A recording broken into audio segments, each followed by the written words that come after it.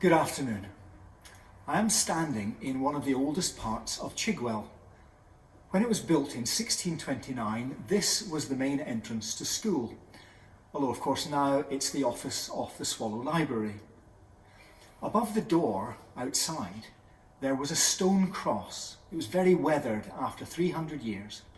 And sadly, after the builders were putting up scaffolding last year, one of them knocked the cross and it fell to the ground in pieces.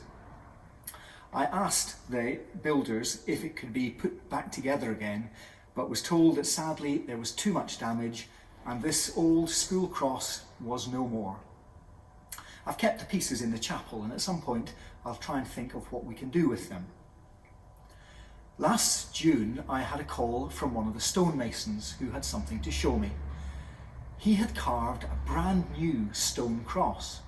It was absolutely beautiful. And a few days later, as one of the last parts of the refurbishment of this part of the school, the new cross was put back on top of the porch. Now the new cross is a different shape to the original.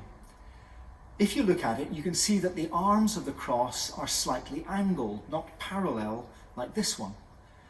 The stonemason said he had made it this shape on purpose because the angled arms meant that rainwater will run off the stone rather than collecting on the top. That's why the original weathered so badly, but the new shape will stay looking pristine for years to come. I quite like this idea. The stonemason replaced the cross because it was part of our history and our tradition. But he learned lessons from the original and adapted a new one based on his modern understanding of how stone weathers and what could be done to keep it in good shape for longer. We should never be afraid to do the same thing. There are all kinds of things that we are given, traditions from the past, ways of doing things that are handed down to us. But it's really important that each new generation looks at these things and thinks, well, how can we make use of this information today? How can we learn from it? What do we need to do to change things based on what we know about the world today and the world we live in? Over the past few weeks, you will all have seen examples of people demonstrating against the ways that some individuals and groups have been treated. And this is a really good example of what I'm talking about. Through history, there have always been times when some people have been treated very badly. Jewish people during the Second World War, African people at the time of slavery, and countless others.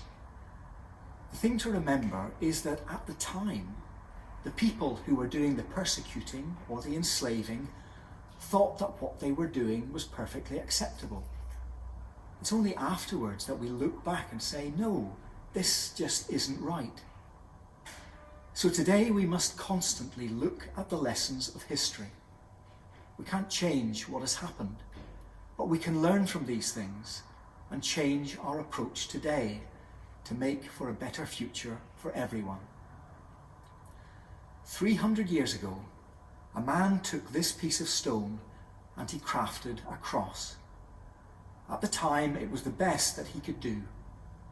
Last year, another man looked at these pieces and he said, well, I understand things differently now, and I can make a replacement that will be even better than the original, will last much longer. Don't be afraid to learn the lessons of history. Look at what people did and what they thought perfectly reasonable at the time, and say to yourself, is that right today? Is this right for me? And if not, like the man and his cross, change it and make it better. We'll say a prayer. Heavenly Father, help us to understand the past and to learn the lessons from our history. Let us continue the good things that were done, but also give us the courage to change things that could be better. May God bless you and keep you this week. Amen.